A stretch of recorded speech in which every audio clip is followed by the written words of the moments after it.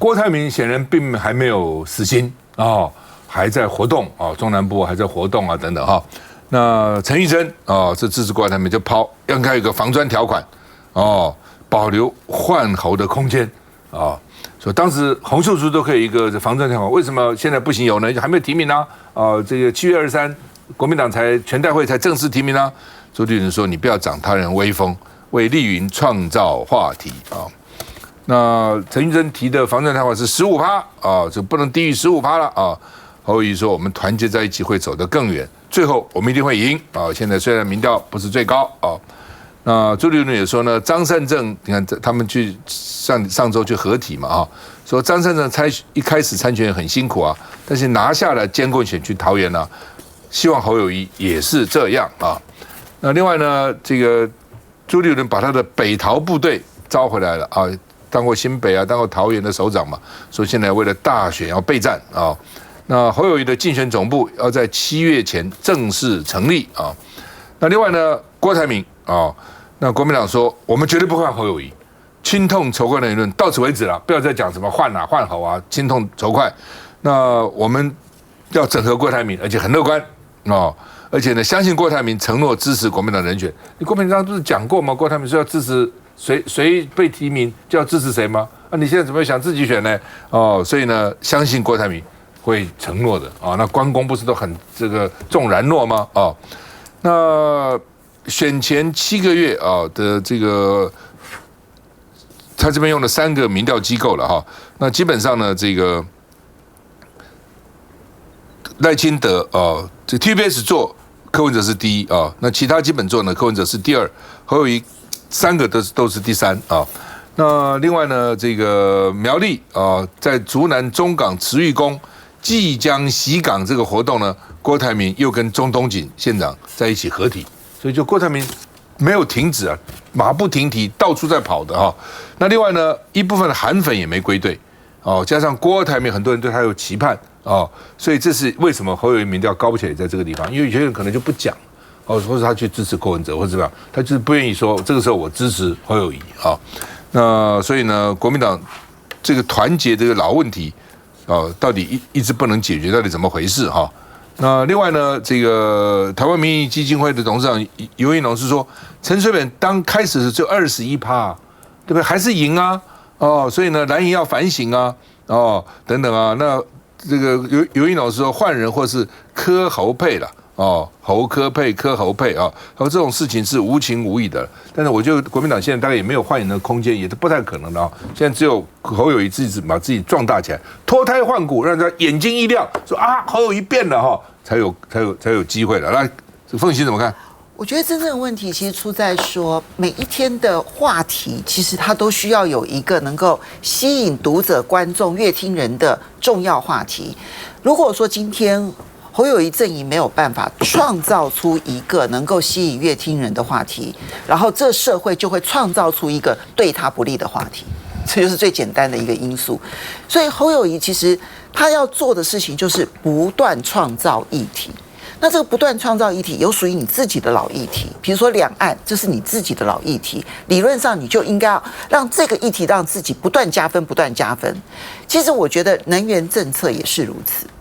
理论上来说，就是国民党这边可以没有包袱的来谈能源政策，因为现在非核家园这件事情已经证明是错的了吧？哈，那就连这个赖清德自己都已经很犹豫，都不知道该怎么继续的走下去。那这时候国民党大大方方，侯友宜尤其应该大大方方，不要再去计较于这个细节，你就直接的说出你的主张。你现在只有讲核2、核3要延役，对我来说当然是不够的，因为我心目中是有一套完整的能源政策想法的。那第一个当然是先从占比开始先说起嘛，你的再生能源占比是多少，你的核能占比是多少，而因此你可以减少多少对于煤炭的这个依赖，减少多少对于天然气的这个依赖，这个是前提。前提完了之后，这是算术问题了。接下来的算术就是我的核能电厂如果是占比20%或25%，我要做哪些事情？核2、核3延役其实是不够的，核1也要延役，核4其实是要重启。那我可以很明白的说，我希望核4在什么前提之下重启？比如说我再举办一次公投啊，反正公投2年之后是可以再重投啊。我就再询问大家一次，如果大家有共识的话，我会在什么前提之下让它可以重启？这是核1、核2、核3、核4。后面我还可以更进一步的，如果你真的对于核能有进一步的了解的话，我对于全世界如何的将核废料转为下一代燃料棒这件事情，我要全心的加入。我愿意支持很多相关的投资，因为不管法国、中国大陆，乃至于美国，其实都有相关的研究投资，而且有些其实都已经进入到了成熟的阶段。好，我对于小型模组化核电厂，我要不要去这个研究，甚至于我可能要开始订定小型模组化核能的这些这个核反应炉呢，它的设置的一些相关的规范，你要把规范出来。那我的目标很简单，工业区所有用电量最大而且不能够断电的这一些工厂，我优先设置，只要它的地理环境是适合的，我优先设置，让我们的工业运作绝对不会有缺电的问题，而同时它又不会影响到民生用电，它都是一个很完整的一套想法，这些都是可以得分的。就是侯友宜只要他一步一步的把他的主张，还有攻击对手的部分，你知道你1个礼拜，你只要55分。一半提出你的适当的政策，然后引起话题讨论；另外一半你去攻击民进党现在的这样子的一个执政上面所造成的一些问题，谁还去管你什么民调高低之类的小问题呢？真正的问题在于每一天你侯友宜阵营除了这件事情没有别的讨论啦，你不能够让大家变成流水账啊！你的行程选举了啊，选举是这样，选举2个了，第一个就是上天是很公平的，每个候选人时间是一样的。我就是这么多时间，明年1月13选嘛，谁最会掌控时间，谁最会把时间最有效的运用，谁会赢，这第一个。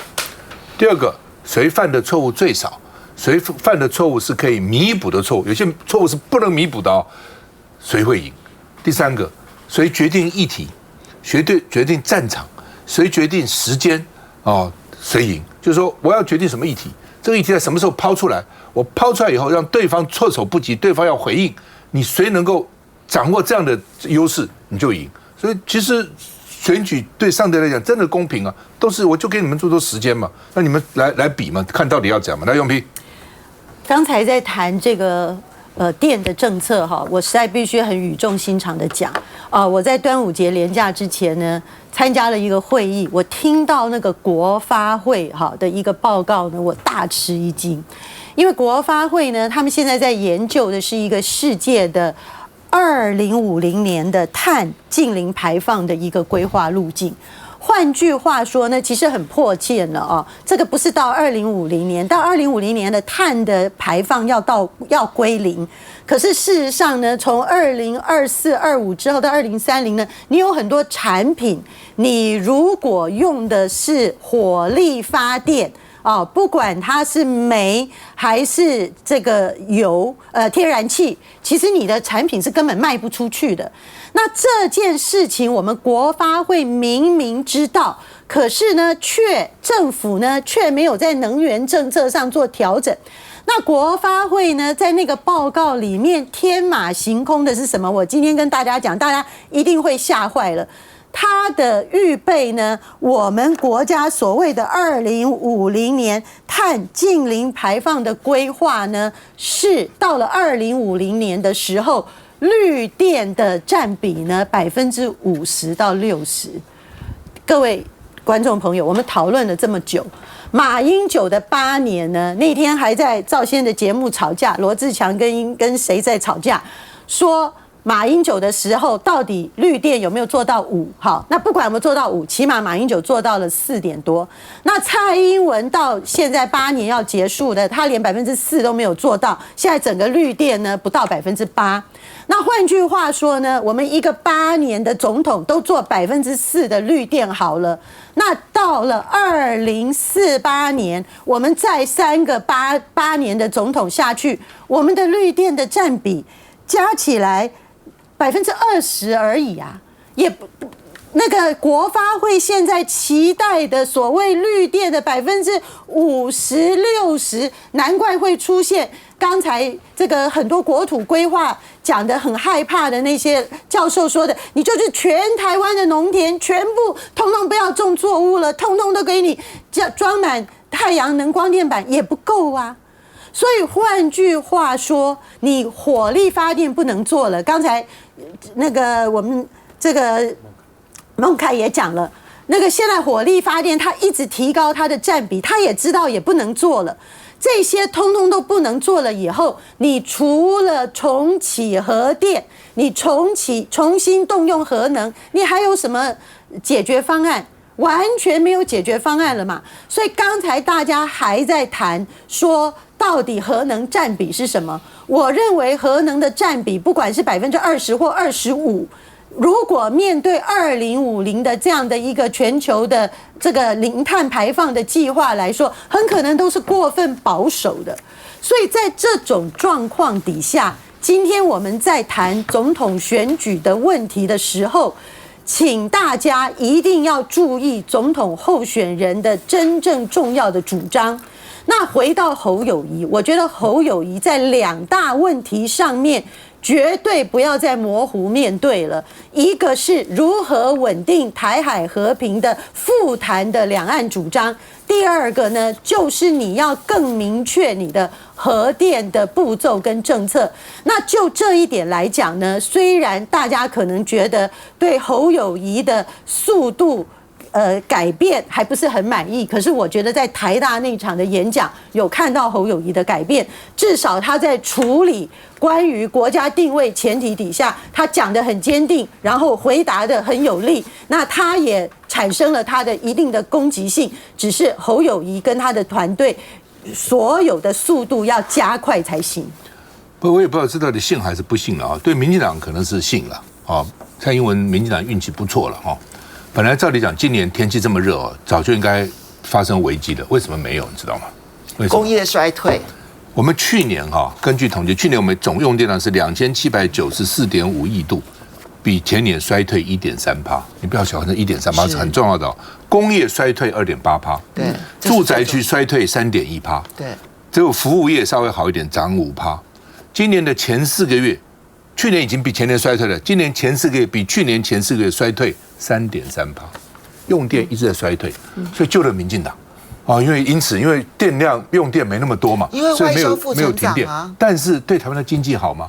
对大家的生活好吗？这就是不好，所以就想想看，所以才变成这样子。用电。